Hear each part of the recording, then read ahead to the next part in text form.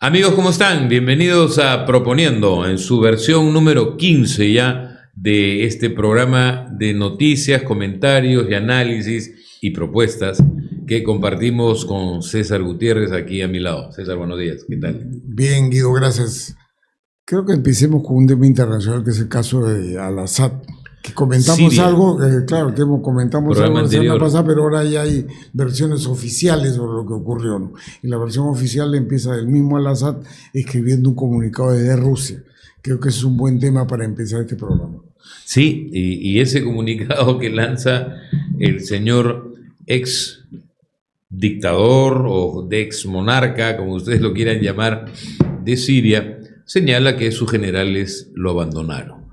Ahora la pregunta es, ¿y por qué lo abandonaron? ¿Quién incentiva el ¿Quién abandono? incentiva que sus generales, que eran los que le sostenían el poder y el control del territorio bajo su mando, porque no todo Siria estaba bajo su mando, ¿no? Hay zonas controladas por los kurdos, zonas controladas por los, digamos, seguidores de la línea de Al-Qaeda, islámicos, etcétera. Pero su territorio estaba defendido con apoyo ruso y con apoyo de Hezbollah de Irán, Claro.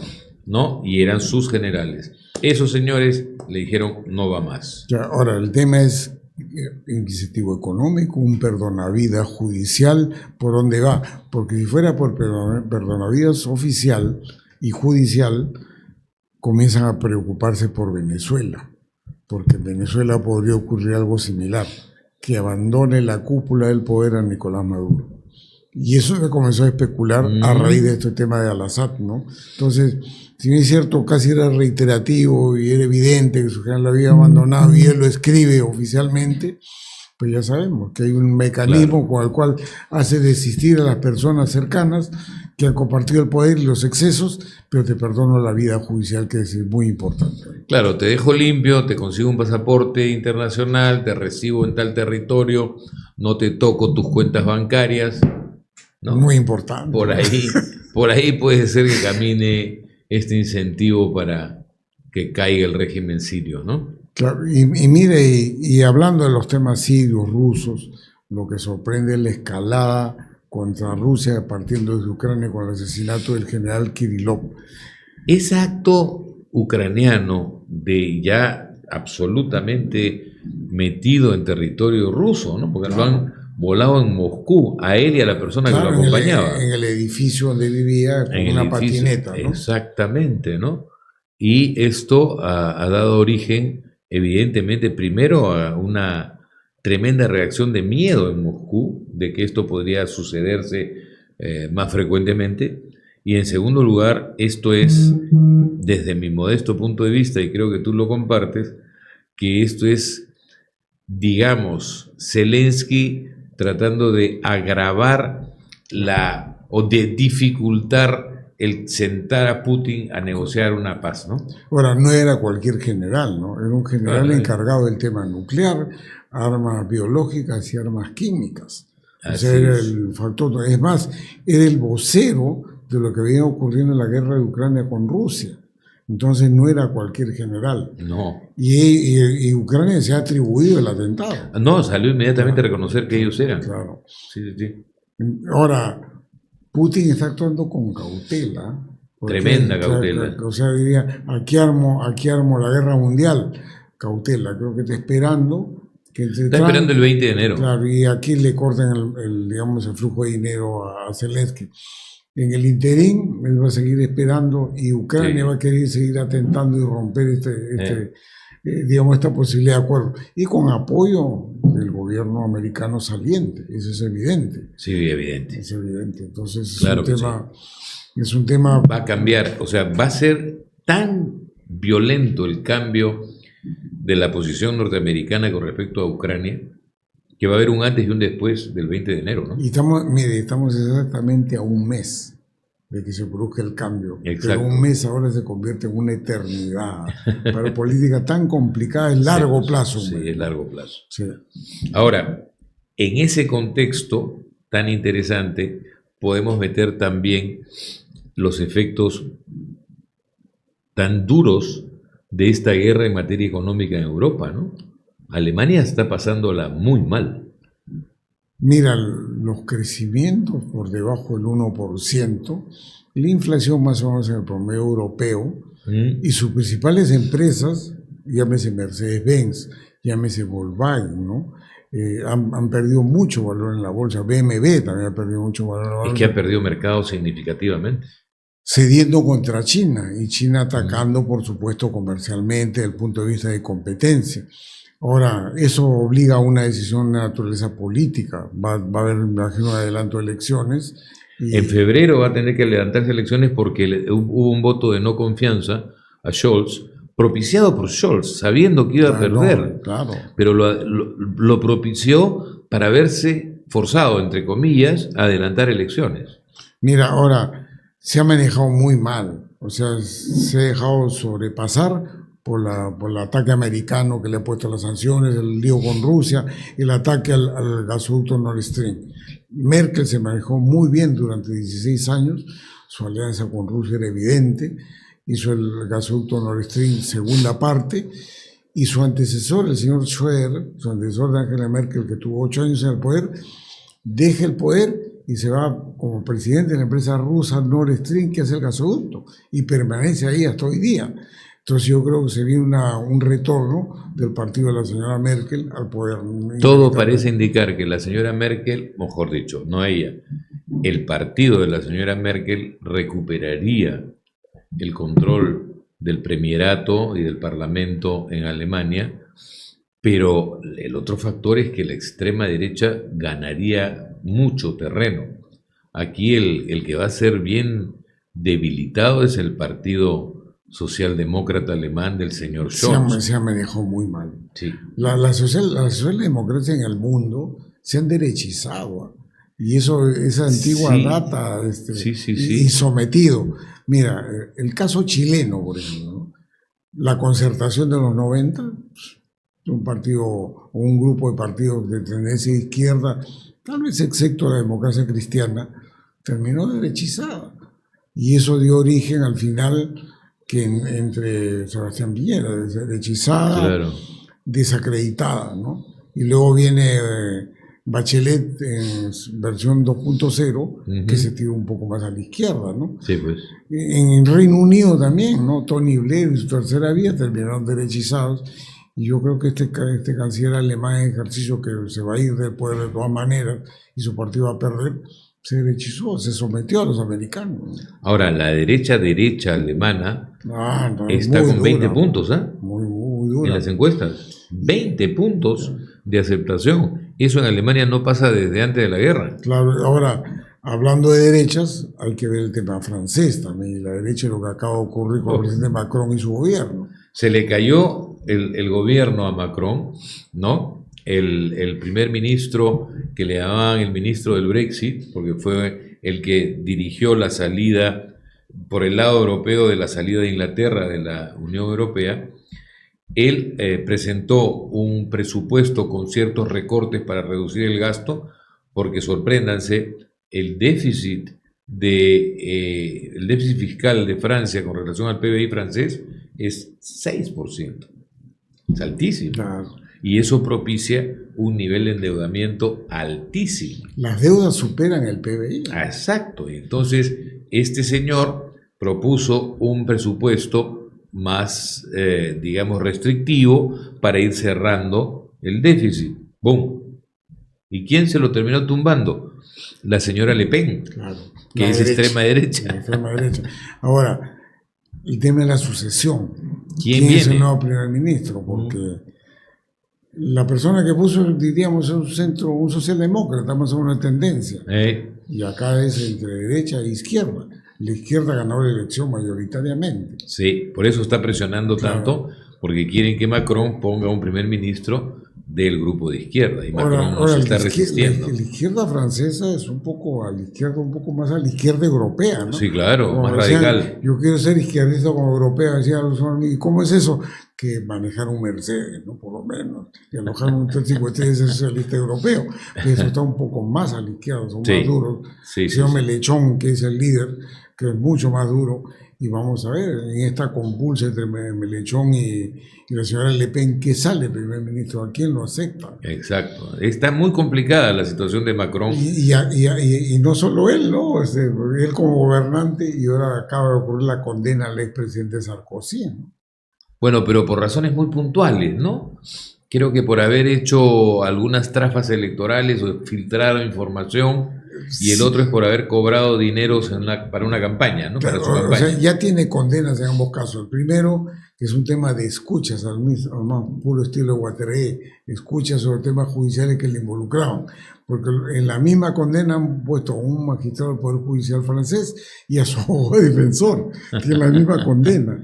Entonces, eso ya ha sido condenado, pero tiene otro proceso por financiamiento de la campaña, en la cual involucran de haber recibido dinero del señor Gaddafi. Entonces, eso también tiene una condena, ha ido en casación en Francia, pero la casación lo que mide si procedimentalmente se ha hecho bien las cosas, si no se han vulnerado los procedimientos legales, pero el tema de fondo no se pronuncia, y el tema de fondo ya hubo pronunciamiento, sí recibí financiamientos ilegales, señor Gaddafi.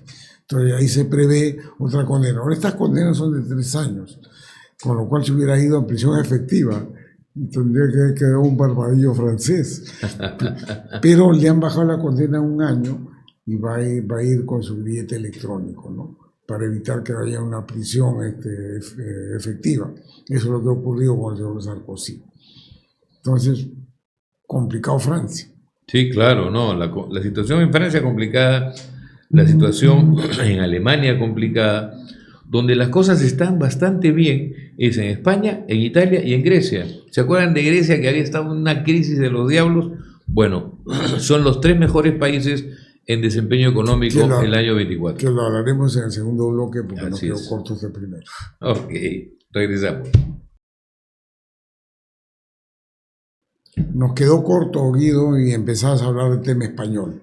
Sí. Donde la política y la economía comienzan a parecerse a Perú como cada vez más, cuerdas separadas. Cada vez más. Los líos entre Vox, el Partido Popular y el PSOE, que son a morir, parece que la economía no la ha afectado como se esperaba que la afectara. Afirmativo. En España la economía va por su lado, es la economía que mejor está caminando de toda Europa, de toda la Unión Europea. Con todas sus carencias. Con todas sus broncas, esa guerra a muerte que hay entre el PP y Vox contra Sánchez, incluida la esposa de Sánchez, a la cual... Claro, ¿no? Que es casi también reflejo peruano, Nadine más o menos. Exacto, es una especie de Nadine peruana, ¿no? Manteniendo todas las distancias de los dos lados, pero digamos que estamos sorprendidos de que no solo en el Perú pasa eso de las cuerdas separadas, la economía y la política, aunque a veces por supuesto hay zamacones, pero en España está pasando lo mismo. En Italia, por el contrario, tenemos que la señora Meloni está con 50% de aprobación. Sí. Y ella viene de la extrema derecha. Claro. Y se ha ido corriendo. Del grupo del Cavalieri. Claro. De Berlusconi y del Milan. Exacto. Y se ha ido corriendo un poquito al centro, tomando una actitud, eso sí, mantiene su nacionalismo, mantiene su política de frenar las inmigraciones, pero la economía le está por fin caminando bien a Italia. Ahora, en el discurso internacional muy crítica de Macron, ¿no? Sí. Muy crítica de las cosas que hicieron los franceses en su etapa colonial en África, y que los culpa de todo lo que ocurre hoy día en Europa nace de esa actitud, y es más que los mismos franceses actualmente han sido bastante duros con la inmigración, que ellos crearon los problemas en África. Exacto, ¿no? Y los ha acusado de que siguen explotando los recursos africanos sin propiciar un buen desarrollo económico en los países africanos, es colonias francesas, para evitar justamente la migración. La posición de ella es, no hay que ver qué hacer con los migrantes acá en Europa, sino hay que ver que no haya migrantes, la gente no necesite migrar y salir de África porque hay que crear las condiciones económicas allá. Esa es la tesis de la señora Meloni. Mire, a pesar de su popularidad alta, hay problemas económicos, porque, por ejemplo, está muy golpeado Fiat. que es digamos, el automóvil estrella Claro, de claro, Italia, claro. muy afectado por la presencia china.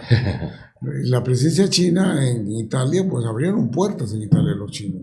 Tomaron el puerto de Trieste, Mm. ¿no? Y participan muy activamente en el sector inmobiliario y ahora han ingresado con sus vehículos. Así, muy afectado la Fiat, lo cual es un demérito para Meloni, pero está con popularidad alta, 50%, ¿no? Sí, sí, igual. Y el último es Grecia, que después de la crisis total, ¿no es cierto? Y que, digamos, nadie da un sol porque Grecia se pudiese recuperar, es el tercero mejor desempeño económico en la región. Que los ultraliberales de su momento, en la crisis griega, decían vendan sus monumentos históricos. Llegamos a ese Exacto, nivel, ¿no? Como sí, sí, vende sí. Machu Picchu, privatiza Machu Picchu, ¿no? Exacto. Eso sí, hubo mucha gente que conozco que aprovechó el momento ese de la crisis total y compraron propiedades en las mejores islas de Grecia, apostando a futuro, y ya se recuperó el valor y se multiplicó. Ahora, ellos tenían un líder económico, el partido en ese momento de izquierda, que entonces Varoufakis. Vassilis Varoufakis, que luego escribió un libro, ¿no? Diciendo, pues, no, o sea, yo no tenía las facultades para poder manejar, esta es otra liga, o sea, si tú quieres hacer algo, o te mimetizas y le trabajas por dentro, sigues como comentarista económico del momento. Varoufakis no quiso asumir el costo Ah, que claro, significa del ajuste. estabilizar una economía de una Claro. manera drástica. Y que era el rockstar de la economía en ese momento mundial, Exactamente, ¿no? Terminó exactamente. escribiendo y publicando en España, ¿no? Así es. Y esta mejora en la economía griega, a uno de los que más le va a costar es a Varoufakis, porque ahora le van a decir, lo que tú no hiciste, otros lo hicieron, ¿no? Y sigue predicando nomás tu catecismo en los medios de comunicación. Exactamente, Eres comentarista exactamente. económico, no eres gestor, ¿no? Así Eso es es. lo que viene diciendo. Ahora, el otro Corea, tema, en Corea del Sur, bueno, hablamos acá del tema de la cartera, ¿no? Y acá fue el rol de llevar una cartera Christian Dior.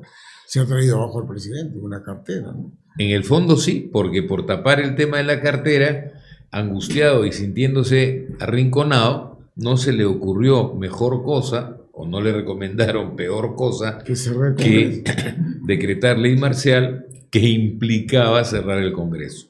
A las 48 horas la reacción popular fue de tal envergadura que tuvo que dar marcha atrás, pero ahora en el Congreso ya firmaron, votaron y piden la salida, la renuncia del primer ministro coreano, y lo único que falta es que el Tribunal Supremo, o sea, el Tribunal de Justicia, ratifique que sí, que se tiene que ir. Que ahora, el tema es, en tema judicial, ¿qué va a pasar con el presidente de Corea? ¿O van a ser muy duros o le perdonan la vida? Es un tema también de naturaleza entre judicial y política, porque no se puede apartar lo que es la judicatura y la política. Así en todo el mundo funciona. Lo más probable, si el señor primer ministro coreano fuese inteligente, negociaría su salida a cambio de un trato judicial benévolo, Y a ¿no? pesar que la oposición tiene mayoría en el Congreso, Claro que ¿qué sí, más habrá? No sé, lo sabremos en el camino. pero se cae,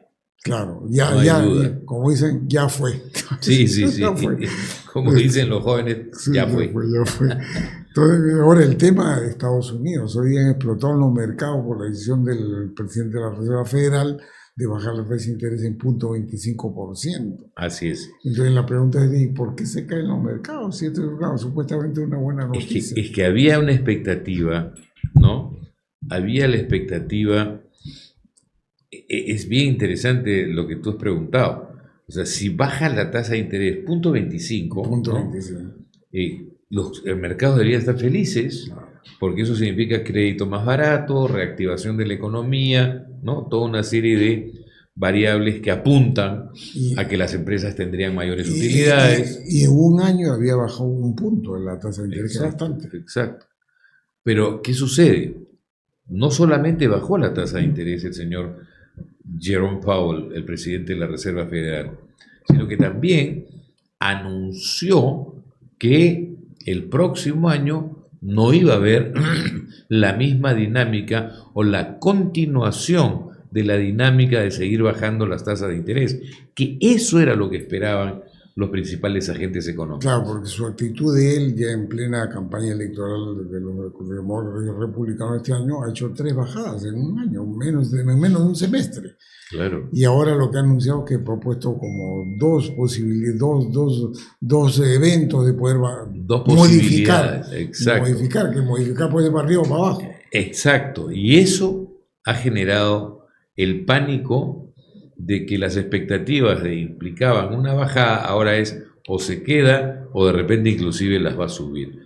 Y entonces ese es el temor que ha dado origen a que entonces no va a haber tal reactivación, no va a haber tal crédito más barato, no va a haber tales tasas hipotecarias más baratas, no va a haber entonces la reactivación que estamos esperando. Por lo tanto, las empresas no van a tener las utilidades que esperábamos. Por lo tanto, es momento de salir de las acciones, claro. Y salieron a vender acciones a todo forro. Pregunta, porque normalmente lo que ha pasado es que los agentes económicos, al vender sus papeles en la bolsa, se ponen líquidos. Claro. Se creía que inmediatamente se iban a ir al oro. No ha subido el oro. Y el oro no ha subido. El petróleo. Que podía ser petróleo y no ha subido petróleo. Entonces la pregunta que todos nos hacíamos era, ¿y toda esa liquidez dónde va a ir? Y la única respuesta que hemos encontrado es que se ha quedado en stand-by. Navidad, Año Nuevo, Trump. Parecería que los agentes económicos están dispuestos, como tú muy bien dices hace un momento, a esperar 30 días. Claro. ¿Es una eternidad? Que es una eternidad. Claro. Pero parece que están dispuestos a esperar 30 días antes de decidir qué papeles o acciones o bonos o qué hacer con esta masa muy grande de dinero que ahora en este momento está en liquidez, en líquido, ¿no? Y la Reserva Federal también lo que he estado pensando, y estoy escuchando los comentarios americanos, era Trump va a tratar de meter dinero a la economía y eso va a generar inflación. Entonces yo no puedo relajar más la tasa de interés porque probablemente vaya a tener que subirla. Y eso significa disminución de crecimiento. Entonces, eso están pensando y eso es lo que han leído los mercados. Probablemente los mercados están no tan felices en este momento con lo que se viene escuchando de que hará el señor Trump. Por eso, personas que conozco que normalmente buscan la opinión vía teléfono me decían, Guido, pero, por ejemplo, ¿qué van a pasar con los minerales? Hasta el momento no se sabe. Y qué difícil me resulta poderle decir, ¿no?, la perspectiva del próximo año del precio de los metales. Si para la guerra en Ucrania, el cobre va a bajar, los minerales utilizados en todo lo que es maquinaria militar, los hidrocarburos, y los que hidrocarburos tienen gran impacto también. Inflacionario. Ahora, trigo y cebada también bajarían, claro, porque comenzaría a exportar nuevamente Ucrania a los mercados tradicionales.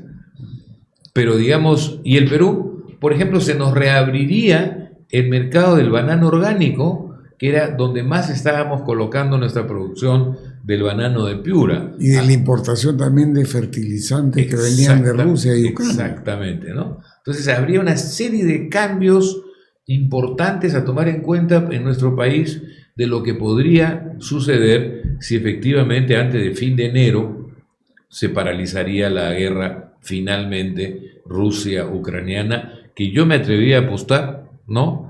No mi sueldo, pero sí un almuercito de que probablemente Trump la va a parar. Sí, eso sí creo. Sí, va a apostar por eso, ¿no? Va a apostar por eso.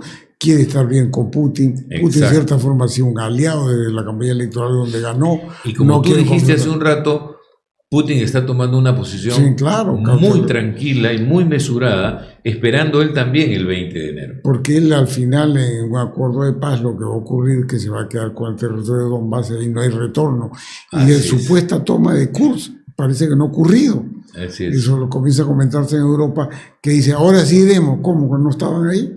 ¿Cómo que recién van? Bueno, sigue quedando corto el tiempo y pues debíamos pasar el tema económico argentino, que lo veremos en el siguiente bloque. Ahí regresamos. Disculpen la sonrisa, pero es que un grupo de amigos argentinos, gente muy querida, pero muy simpatizantes de Milei, me comentaban hace unas noches frente a un asado, que iban a proponer que hay todo un movimiento pro Milei, pro Premio Nobel de Economía para el señor presidente de Argentina. Y me preguntaban mi opinión, y yo les decía, mira, al margen de que todavía es muy pronto evaluar los resultados del manejo económico de Milei, veo bien difícil que una persona de la línea ideológica de Milei logre un premio Nobel de Economía tan fácilmente, porque los, digamos, jurados del premio Nobel son bien caviares. Bien progre. Bien progres, como se dice, ¿no? Y claro, deben tener a Milei atravesado acá en el cuello, en la garganta. Entonces, lo dudo mucho. Pero ahí va, la economía argentina no podemos decir que está peor que antes, ¿eh? Eso sí, bueno, no podemos claro, decir. se ha comenzado a volantear mucho la baja tasa de inflación mensual de los últimos meses, 2% mensual. Para el Perú ese es anual, ¿no? Claro. Hay una gran diferencia. Pero antes venían a 20, claro. ¿no? Pero de 20 han bajado a 2 Pero mensual. el acumulado ido va a cerrar como en 166%. Claro, que tienen todavía tiene, o sea, como dice, ¿a quién le has ganado todavía? No, claro. Todavía no has ganado nada, así que menos vas a ganar el Nobel con esto, ¿no? No creo para nada. Claro, todavía no hay a quien le haya ganado. Y más aún, cuando el dólar que él encuentra, el dólar blue, que es el dólar de la calle, a 1.200 pesos, baja algo a 1.000 y ha vuelto a subir recientemente a 1.200. O sea, no tiene control sobre el dólar, no puede. No puede, porque tiene pocas reservas además. Y mira, y le están usando para estabilizar el dólar. O sea, ahora se han gastado unos cientos de millones de dólares en esta subida de 1.000 a 1.200, hubiera subido más. Prácticamente sin reservas, y lo poco que ganan en reservas lo invierten en tratar de tranquilizar el dólar. ¿Y por qué?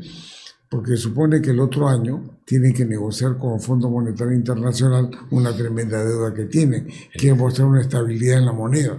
No sé si le durará, pues, ¿no? No está fácil la situación.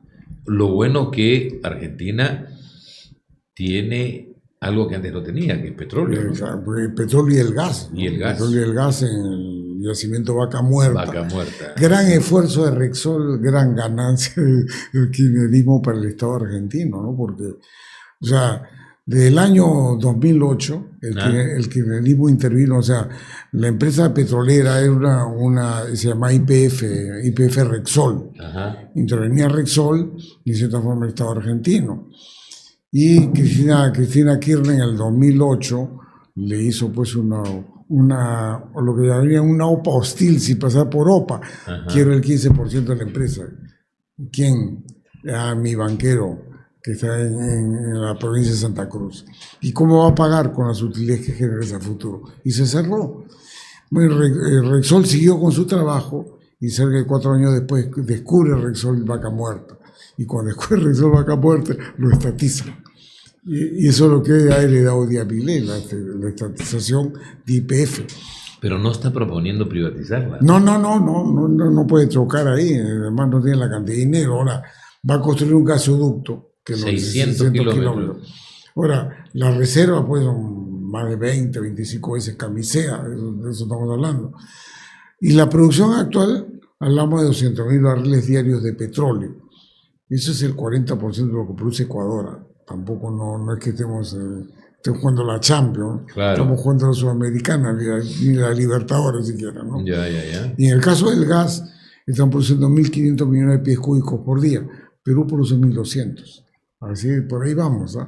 Pero claro, el yacimiento tiene mayores posibilidades, tiene una larga duración de reservas y va a construir un gasoducto. Lo que me llama la atención, porque el gasoducto son 600 kilómetros para sacar el gas de Neuquén, y más o menos 3.000 millones de dólares lo que se estima en la construcción de 600 kilómetros de gasoducto. Primero diría, pues en Perú hemos hecho cosas más grandes, o intentado hacerlo. El gasoducto del sur peruano costaba 4.500 constructivos, no costaba 3.000. Estamos hablando del año 2014. Ajá. Era cosa más grande. Pero claro. Y ahí Plus Petrol fue un gran opositor. No hay reservas, dijo. en 2014 cuando ganó Odebrecht con Enagás. Ahora dice que, me sorprende que Enagás dice que quiere construir un ducto al sur, ahora parece que ya apareció en la reserva. Pero a mí lo que me llamó la atención es que se hace un consorcio de 6 empresas para construir el gasoducto en Argentina y apareció la Pluspetrol de socio en ese gasoducto en Neuquén. Ellos realmente cuando vinieron al Perú era una MIPE del petróleo, no era ni siquiera pyme, y al final han terminado jugando a la Liga Mayor. Hicieron la médica en el Perú. Y bueno, y acá no se ha hecho ninguna labor exploratoria en los 20 años de operación por parte de Pluspetrol. Claro, el contrato no lo obligaba, ni tampoco quisieron. Ahora se van a sonatar a Argentina a ser socios de un gasoducto de talla mundial, ¿no? Bueno, así pasa a veces con nuestra pobre economía. Claro, oye, ¿qué opinas de las zonas económicas especiales privadas? Yo no lo veo mal, ¿no? O sea, yo lo veo bien. Claro, o sea, y justamente a raíz de Chancay se comienza a hablar de esto. Exacto. Ahora, hay una gran oposición de gente de derecha que dice que no, pero el que cree en la industria, que cree en la producción, la zona económica especial, que es una alternativa. Pero la por mayoría supuesto, productiva de Perú se ha desindustrializado, podemos industrializar. Además, las zonas económicas en el mundo, las zonas económicas especiales en el mundo, no son solamente industriales, necesariamente. Comerciales. Mira Las Vegas, es una zona económica especial para lo que la es industria del juego. La industria del juego. Claro, que hasta inclusive en Nevada se creó una universidad que tiene una facultad que se llama Industrial Game. Exacto. En el Perú, un egresado de Industrial Game cuando viene la cadena de casinos al Perú. Exactamente. Y era gente muy conocida. Vino un peruano, inclusive, que venía del Industrial Gate, de la profesión, y fue el asesor de todos los casinos y tragamonedas, porque cuando empieza el negocio aparecen los grandes timberos del mundo a ganarle a los que manejan en este momento las mesas donde se las apuestas. Claro. Entonces, sí, una zona económica. Hay zonas económicas de distinto tipo. Mira, en el Perú deberíamos aprovechar mucho más este concepto de zona económica. Tenemos solamente en Tacna, ¿te acuerdas? La Sofra Tacna, que cambiaba el timón de la derecha a la izquierda. Gran cosa. Algunos dicen que hasta los helicópteros vinieron de timón cambiado. ¿No? Y después tenemos la de Paita, que tampoco ha funcionado mucho. En la de Paita, yo he estado ahí visitando hace años atrás, y que traían los automóviles de pérdida total de la compañía de seguros norteamericana, y acá, como somos muy hábiles, planchadito, renovadito, listito, entraba como nuevo, ¿no? Planchado y pintura. Planchado, pintura, y traían los repuestos, entonces quedaba el automóvil, y traía puros alta gama, pues entonces había gran margen, ¿no? O sea, muchos de los alta gama que transitan por Lima todavía son traídos de choques de pérdida total, vía compañía de seguros, remate, Paita. Y estamos hablando de un tratamiento tributario. Exactamente. Y hablando de tratamiento tributario, viene la discusión de la ley agraria 2.0. Ajá. Ese es un tema que la verdad, había un desgarre de vestiduras de los pro agroindustriales que quieren que nuevamente se vuelva incluido para los que lleven gozón de beneficio 20 años. Y el desgarro de vestiduras ha venido con una comparación con Petroperú. Es decir, hoy día me viene a hablar el ministro de Economía, el señor Arista, dicen ellos, a hablarme de recaudación cuando le regaló a Petroperú $5.000 millones. ¿De qué estamos hablando? Sí, pues cuando no hay consistencia es bien difícil sostener argumentos, claro, ¿no? O sea, si un día trabajas con la izquierda y el otro día trabajas con la derecha, el de la derecha va a pitear y el de la izquierda también va a pitear. Porque eso no lo hay consistencia. Y eso es lo que han sacado al debate. Claro. Entonces, ese gran problema, porque dice, bueno, y acá había una gran inversión de dinero del Estado atentando contra el déficit fiscal, contra nada, porque la empresa no rinde. Ni va a rendir. Ni va a rendir. Y no va a terminar de seguir pidiendo dinero. Ahora, por otro lado, en el sector agrario, tenemos que hay cada día más productos peruanos que están comenzando a agarrar prestigio internacional. Ahora resulta que nuestro kion, también conocido como jengibre, está siendo reconocido internacionalmente como el más rico, el mejor, el de mayor elementos organolépticos, o sea, es un superquión. Y en los productos, lo que llaman los productos que no tienen fertilizantes, que los productos orgánicos, ¿no? Exacto. Mira, y el principal destino es Estados Unidos, donde hay cadenas especializadas en productos orgánicos, supermercados. Sí, claro. Hay una cadena muy conocida llamada Trader Joe, que hay mucho en Los Ángeles, que es especializada en productos orgánicos caros. El Perú ha exportado este año casi como $500 millones en productos orgánicos solamente. Certificados, ¿ah? Claro. Porque no se trata de que yo diga, no, es orgánico. No. Tiene que tener su sellito certificado de una empresa internacional certificadora que da fe de que ese producto efectivamente está limpio de todo agroquímico, ¿no? Y lo que me llamó la atención hablando de exportadores y no tradicionales es que empezamos a exportar panetones peruanos. Sí. Si bien es cierto, las cifras no son digamos, de locura, ha exportado como $10 millones, hablando en peso, se ha exportado cerca de 2.3 toneladas de peso en panetones. Es que hay panetones peruanos, le gusta, ¿sabes a quién? A los peruanos que están fuera del Perú. Igual que la Coca-Cola. Así es. Pero ahí se ha buscado un nicho de mercado en buena hora. Yo creo que es una buena noticia exportar panetones. Una noticia que me ha encantado es que Ecuador ha logrado canjear deuda externa por recursos que puedan ser canalizados a preservar la Amazonía. Eso deberíamos nosotros copiarnos mañana, si es posible. Fue una iniciativa de Rafael Correa, desde su primer gobierno, cuando entra en el año 2006, habló de eso, habló de la iniciativa de canjear el tema de no hidrocarburos en zonas sensibles versus inversión en preservación. Entonces, ahí nosotros tendríamos la posibilidad real y concreta de negociar que parte de la deuda, no tenemos un problema de deuda, no, pero sí lo que podríamos hacer es aprovechar esta actitud, sobre todo de países europeos, y proponerles, decirle, mira, hagamos un fondo de apoyo para el desarrollo agroeconómico de la selva con los recursos que tú no nos cobrarías por deuda externa. Esa debería ser, y armar una institución donde haya una especie de responsabilidad compartida, invitar como parte a los propios donantes, a los propios canjeadores de deuda, con una entidad autónoma que busque preservar el bosque, que busque certificar madera, que busque promover cultivos nativos, limpios, orgánicos, etc. Eso sería espectacular. Y hablando de productos peruanos, si lo dejamos para el próximo bloque, tenemos que hablar del pisco peruano, que ya nuevamente entramos en disputa. En la próxima sección la vemos. Regresamos.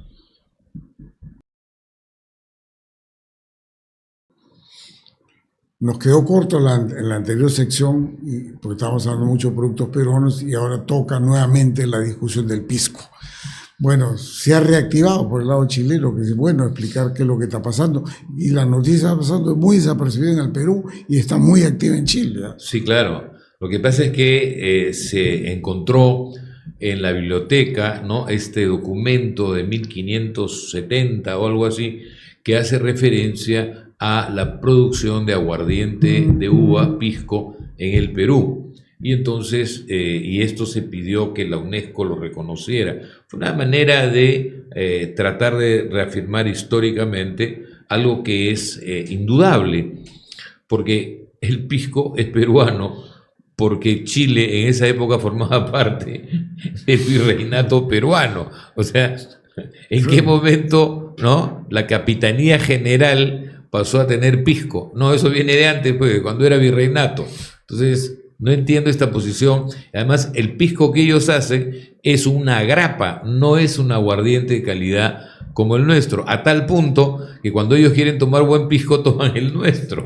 Entonces, no sé para qué tanto brinco, ¿no? Claro, ahora, es importante cómo intervenir el Ministerio de Comercio Exterior y Relaciones Exteriores. Claro. Esta noticia no ha trascendido, lo cual, al menos en el mercado interno, en Chile está muy activa a nivel político. Si bien es cierto, es una labor en que intervienen los privados, el Estado tiene que apoyar. Pero no estoy viendo en absoluto la intervención del Estado porque andamos ocupados en otras cosas. Andamos ocupados en el cofre, que el chofer ha cambiado de versión. Lo han apretado, bueno, claro, como se dice en mi barrio, ¿no? Y entonces, pero no solamente con eso, estamos también preocupados de la rinoplastia de Dina Boluarte y una posible vacancia presidencial, que está muy activa en los medios. A mí me preocupa más que hayan pasado el retiro del señor Colchado. Y eso genera un debate. Tremendo debate. Claro, o sea, el señor Colchado lo votan por cumplir con las órdenes que recibió. Claro. ¿No? Claro. Él cumplía órdenes. Y por cumplir órdenes ahora lo pasan al retiro. Mira, y la gente que hoy día celebra lo de Colchado, en un momento lo ha defendido. Mira cómo es, ¿no? Porque todo el mundo dice, estamos en el mundo caviar anticaviar en este momento. Sí, no, pues. terruco y no terruco, comunista y no comunista, no hemos pasado a caviar no caviar. Nos hemos vuelto dicotómicos. Dicotómicos, exactamente. Mira, en la época de Vizcarra, Colchado tuvo una cierta importancia y comenzó a agarrar protagonismo en sus intervenciones con Temequeico o con Alan García. Bueno, termina la época de Vizcarra y viene la época de Castillo. Entonces, en la época de Castillo, Castillo pensaba pasar al retiro a Colchado, comenzó a apretarlo. Claro. Y la derecha, que había estado contra la persecución a Alan, la persecución contra Keiko, sencillamente ahora comenzó a defender a Colchado. Yo decía, ¿cómo? Oye, ustedes que son capristas y se quejan de la García, ahora lo defienden. Pero era Castillo. Había que ir contra Castillo. Bueno, luego nuevamente Colchado toma protagonismo y ahora, cuando toma protagonismo, va contra Dina. Y como va contra Dina y la derecha peruana está casada con Dina, lo cual es innegable, ahora está bien que lo voten a Colchado. Lo que muestra que tenemos veletas en la política. Pues. No, lo que en un momento es bueno, otro momento pasa a ser malo y así sucesivamente, pero era valioso tener un policía que no se casaba con nadie, ¿no? Porque creo que en el fondo era eso. Claro, lo que parecía. Tal vez su error era ser demasiado protagónico y todo terminó con una torta, ¿no? Sí, pues. Esa famosa decoración de una torta. El tortazo de Dina, ¿no? Claro. Entonces, ahí pero creo que ha salido por Nicanor, ¿no? Claro, pero ahora el tema es que comienza a intervenirse con la vindicta sobre la policía de parte de un ministro del Interior que no sé cómo se mantiene ahí, salvo por un Congreso que lo defiende. Como ha defendido al señor De Martini, increíblemente el fujimorismo. Sí, claro. Lo ha defendido cuando ha habido muertos, inclusive con los productos de Coliguarma, en los cuales tiene responsabilidad política. Yo no sé si la derecha piensa que somos olvidadizos y eso no le pasa factura electoral. Yo creo que sí pasa factura electoral. No, yo creo que de todas maneras, bueno, si hay alguien que está desprestigiado en nuestro país en este momento, es el Congreso, ¿no? Claro. He visto por ahí un meme que le quieren cambiar el nombre y le quieren poner el nombre de una casa de citas, ¿no? O sea, las cucardas. Sí. Más que una... Por Dios. O sea, ni siquiera casa de citas, ¿no? Era un burdel en el sentido más clásico, ¿no? En las cucardas. Entonces, Ahora, ojo que los burdeles están bien organizados, ¿eh? O sea, funcionan, ¿no? No son desorden. Claro. Alguien usa la palabra burdel cuando quiere decir un caos. Claro. No, los burdeles no son caos. Yo me acuerdo justamente de Hildebrand, hizo esa corrección en los 90. Pero es un burdel, dijo Pablo Macera. No es un burdel. Los burdeles están bien organizados. Claro, pues. Entonces, no podemos hablar de eso. El Congreso es un caos. Claro, el gran problema es que esta actividad supuestamente de proxenetismo del Congreso ha costado la vida de una persona por supuestamente haber allí un acto de prostitución dentro del Congreso fomentado y dirigido por un asesor de la bancada de Alianza para el Progreso. Y no sé qué irá a pasar, pues el señor Sarguán ha dicho que están investigando al señor que se apellida Torres, pero había una muerta que trabajaba dentro de su organización. Hay que profundizar eso. Eso es realmente lamentable. Primero, lamentable que haya habido un asesinato de una mujer joven. Cualquier asesinato evidentemente es atroz, pero parece que este de acá ha sido con una hazaña particular. 40 balazos a un taxi donde iba, al final íbamos a tener una agonía lenta de 4 o 5 días, recién ha fallecido.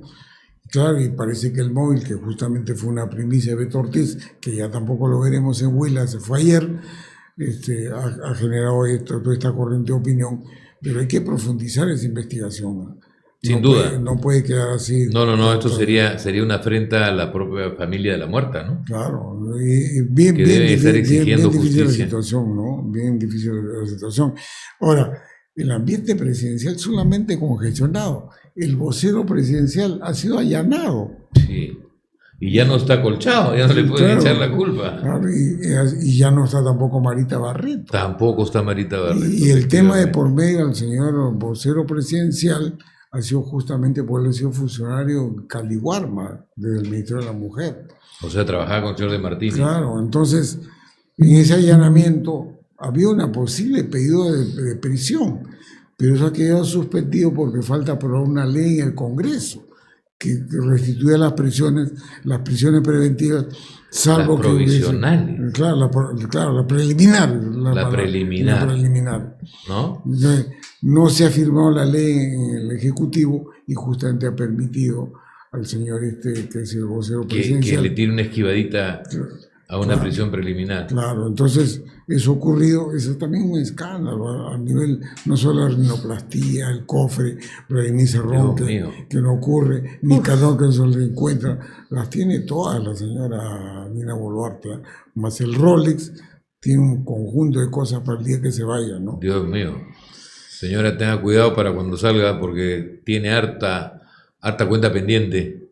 Sí, ahora empieza el próximo año, el próximo programa, vamos a tratar el cierre de este año nacional e internacional, lo que viene el próximo año, es un año preelectoral. Vamos a hacer una especie de trabajito de cuáles son los elementos a tomar en cuenta en el proceso político que viene, particularmente los cambios, ¿no? Porque ha habido una serie de cambios de juegos, de reglas y de todo que ya mucha gente está confundida.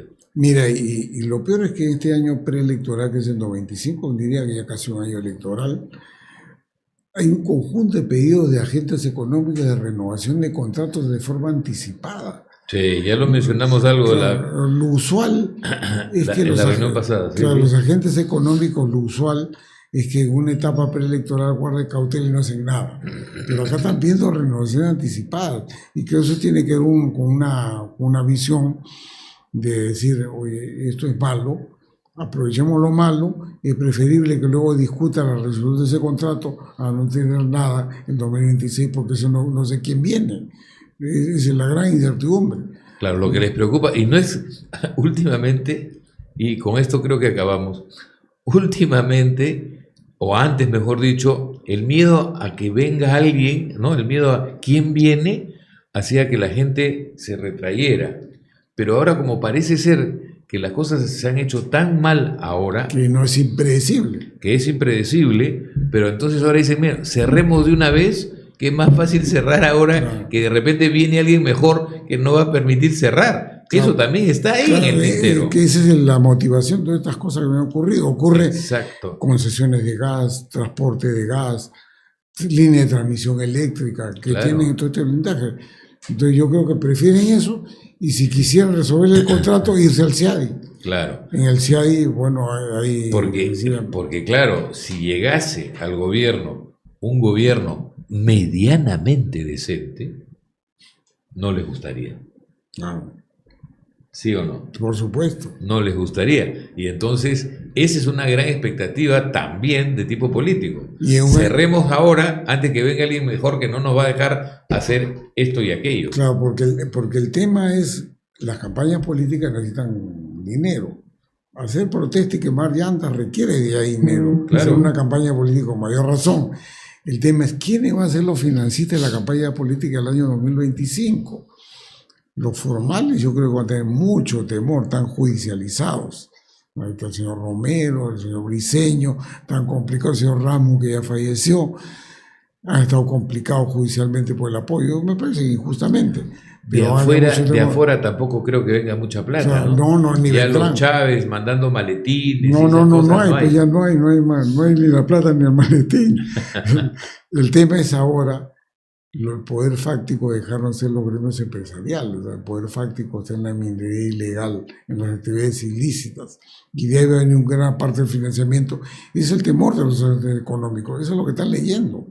Lo que viene puede ser peor porque viene con dineros que viene de actividades ilícitas. Ese es el tema. Pues ya le veremos la próxima semana y ha sido, creo, por hoy día suficiente. Esperemos que hayan pasado un buen momento. Les agradecemos, como siempre, su cariñosa sintonía, sus críticas muy valiosas para nosotros y nos vemos la próxima vez.